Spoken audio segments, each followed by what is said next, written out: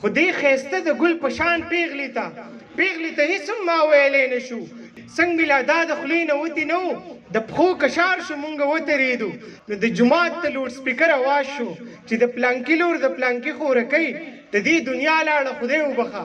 اوس سمدستي به یې جنازه کېږي. زه به یو نظم ویم او د سپوږمۍ د کردار د هر شاعر سره چې دی په اوله کې داسې زده کړې کوي، ما خو چې زده کړې کولې ما یو نظم لیکلی و، نو زه به هغه نظم ویم څو ټکي. په هغې کې مې هم سپوږمۍ مړه کړې ده، سپوږمۍ به په آخره کې مړه کېږي که نه.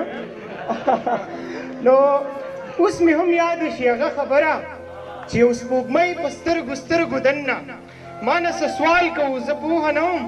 د دغې سوال جواب ترې ما وپوښتو، نو په خندا شول او غلي راته یې څو ټکي له خولې وویستل.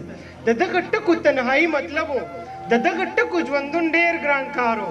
خو دې ښایسته د ګل په شان پیغلې ته هېڅ هم ما ویلی نه شو چې تور تمونو کې لوی شوي خلک چې جهالت کې ژوندون کړی وي، دوی د دې ټکو معنی نه پېژني.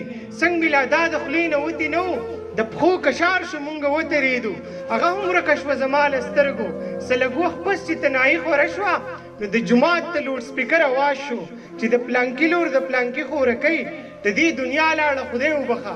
اوس سمدستي به یې جنازه کېږي. سم وارخطا په منډو لاړم، هغه د پښو کشارو کار کړی و، هغه خپل روره لاله کړې وله. په رور ټول کلي سم فخر کو.